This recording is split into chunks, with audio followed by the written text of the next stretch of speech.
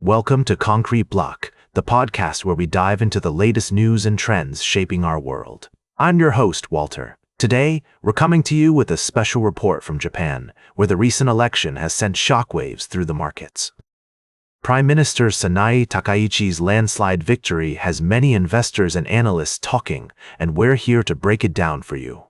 According to reports, Takaichi's party, the LDP, has secured a significant majority in the elections, giving her a strong mandate to push through her economic agenda. This includes investments in defense, nuclear energy, and semiconductors, which are expected to be major beneficiaries of her stimulus plans. The Japanese stock market is poised to rally, with sectors like military, AI, and tech likely to see significant gains. However, not everyone is optimistic about the outcome. Some experts warn that Takaichi's victory could lead to a weaker yen, which, while beneficial for exporters, could also squeeze household budgets and increase living costs for ordinary citizens. The yen has been steadily declining since Takaichi took over the LDP leadership, and some analysts predict it could test the 59.16 mark in the coming days. The Japanese government bond market is also expected to be affected, with yields potentially rising as investors become increasingly concerned about the country's fiscal sustainability. Global money managers have already been underweighting JGBs, particularly at the super long end, and this trend may continue in the wake of the election results. As we delve deeper into the implications of Takaichi's victory, it's essential to consider the potential risks and benefits. While some argue that her stimulus plans could boost economic growth, others warn that they could exacerbate existing fiscal challenges. We'll be keeping a close eye on developments in Japan and exploring the potential consequences for the global economy. We'll be right back with more of today's top news on Concrete Block. Welcome back to Concrete Block. We're diving into the complex world of international relations, where tensions between the United States and Iran continue to simmer. In a recent development, Iranian Foreign Minister Abbas Araghchi has reaffirmed his country's commitment to its nuclear program, stating that Tehran will not be intimidated by U.S. threats. This comes on the heels of renewed negotiations between the two nations in Oman, which have been described as very good by President Trump. However, despite this optimistic assessment, the threat of military action looms large. The U.S. has deployed an aircraft carrier, the USS Abraham Lincoln, to the Arabian Sea, and lead negotiators Steve Witkoff and Jared Kushner visited the vessel, signaling a persistent show of force. Meanwhile, Iran is seeking the lifting of economic sanctions in exchange for confidence-building measures related to its nuclear program. It's worth noting that Western countries and Israel have expressed concerns that Iran may be pursuing a nuclear bomb, although Tehran denies these allegations. The Iranian government has instead emphasized its right to develop its nuclear capabilities for peaceful purposes.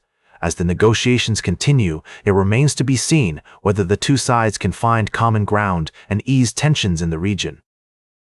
The situation is further complicated by the recent protests in Iran, which have resulted in a significant loss of life and widespread arrests. The Iranian authorities have reported 3,117 deaths, while international organizations estimate the toll to be much higher.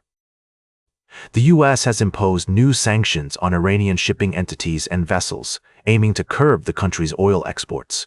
As we navigate this complex geopolitical landscape, it's essential to consider multiple perspectives and avoid simplistic narratives. The stakes are high, and the consequences of miscalculation could be severe. We'll continue to monitor developments in this story and provide updates as more information becomes available. Welcome back to Concrete Block. Today, we've been discussing some of the most pressing issues in current events, and now it's time to dive into our final story. As you may have heard, British Prime Minister Keir Starmer is facing intense pressure over his decision to appoint Peter Mandelson as ambassador to the United States. This controversy has been brewing for a while, but recent revelations about Mandelson's relationship with the late sex offender Jeffrey Epstein have brought the issue back into the spotlight. According to reports, Mandelson's ties to Epstein were more extensive than initially thought, and he allegedly leaked government business. These allegations have led to a police investigation into Mandelson for misconduct in office. Starmer has been criticized for his judgment in appointing Mandelson to such a high-profile position, with some of his own lawmakers questioning his leadership. In response to the growing backlash, Starmer's chief of staff, Morgan McSweeney, has resigned, taking responsibility for advising the Prime Minister to make the appointment. This development has added fuel to the fire, with some speculating that Starmer's own position may be at risk. It's worth noting that Deputy Prime Minister David Lammy and former Deputy Prime Minister Angela Rayner have both reportedly warned Starmer against appointing Mandelson, citing concerns about his connections to Epstein. Despite these warnings, Starmer proceeded with the appointment, which has ultimately led to this crisis. As the situation continues to unfold, it's essential to consider the implications of this controversy for British politics and the Labour Party. The fact that senior ministers are now openly questioning Starmer's judgment and future raises important questions about his ability to lead the country effectively. That's all for today's Concrete Block. Remember to like, share, and subscribe, and until next time, stay informed.